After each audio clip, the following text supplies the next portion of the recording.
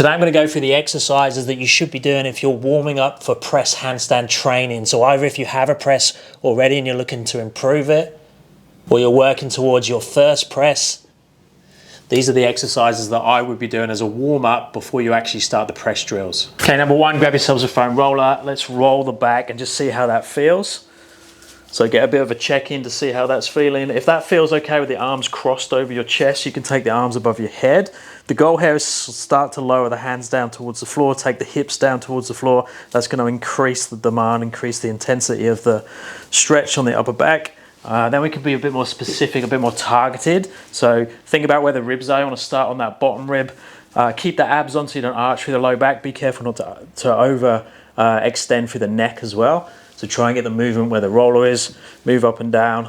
Go segment to segment. If you find one that's particularly stuck, do 2 or 3 repetitions there.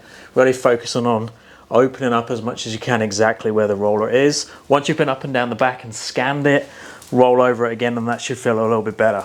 Now obviously the tighter you are there, the longer you need to spend on that one.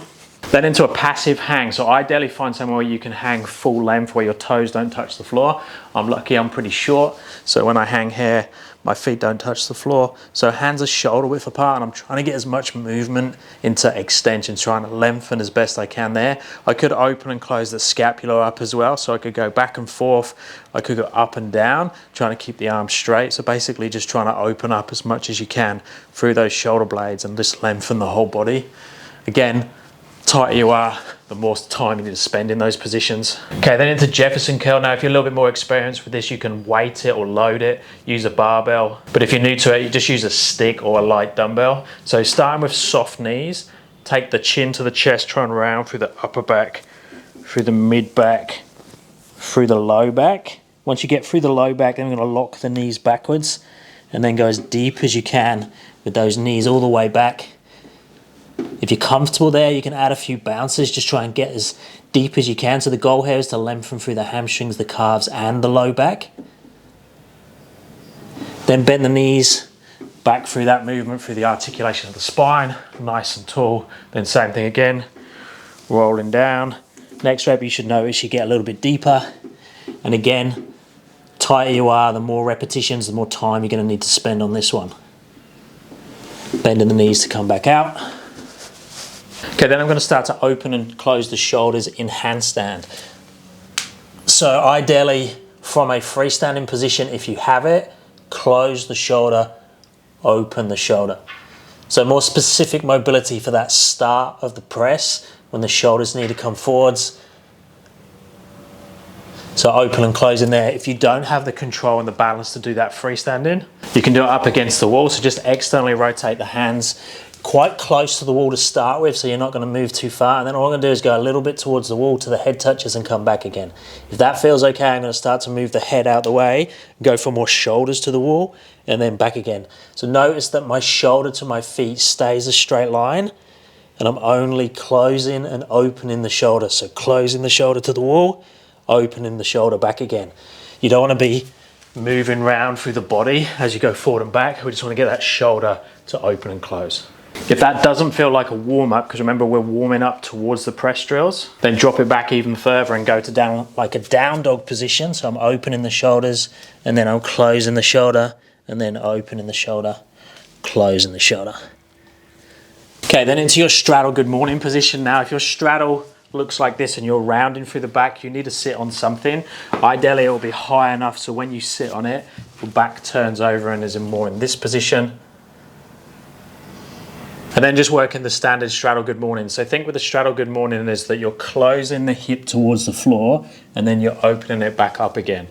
So with the goal of increasing the distance, increasing the control and the strength for the movement. So if you're someone who's pretty flat in that position and you can go down quite easily, you might need to increase your strength. So just basically going up and down there without walking the hands might be more challenging for you. So again, no hands.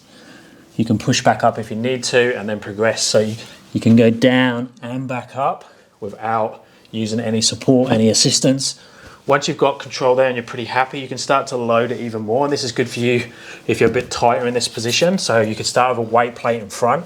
Now, if you're going for a weight plate in front, this is a 10 kilo, it's not quite heavy enough. You probably even want a 20 or 25, because in that position, you're just gonna get it to pull you in that direction. So again, I'm open and closing the hip, but the plate's pulling me and lengthening the spine. I could then increase that even more and work up to this one. Have the plate on your back, a little bit of support on the head as well, but mainly the weight of the plate is on your back, coming down and then coming back up.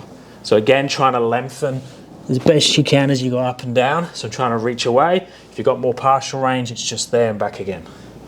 And then over time, increasing that range. But remember, this is the warm up, so we're not specifically going to new territory. This should be about getting your body ready to do your press drills and do some really harder stretching away from that.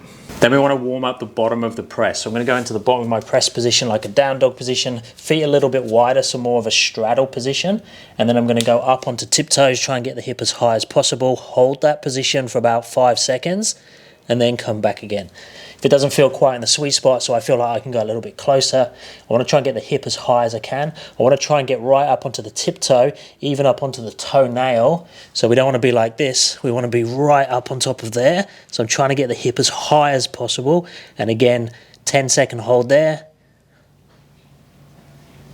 And then come back down again. And that's a great warm-up exercise, but it's a great assessment as well. So you can see where your hip crease is, so your hip crease here, relevant to your hands, because we want to be getting that as close as we can to the palm, because that's where the magic happens and you can start to float. And then the last thing I'll do is just go through some pathway drills for your press handstand. Now, it's obviously going to depend on which press handstand you're working towards.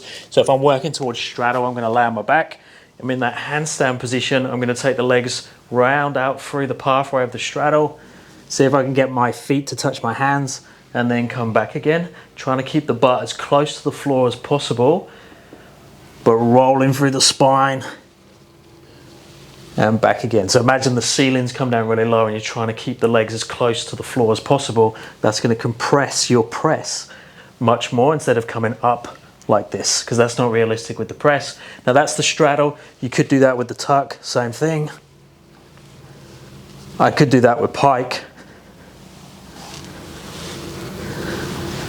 Same thing, but you're just basically tracing the pathway of the press. So that's the warm-up I personally use myself to get myself ready to do my press training. And then I'll go into the press handstand drills. So if you want to do that, check this video out. If you're after coaching, check my website out, www.paultwyman.com.au, and I'll speak to you next time. Thanks, guys.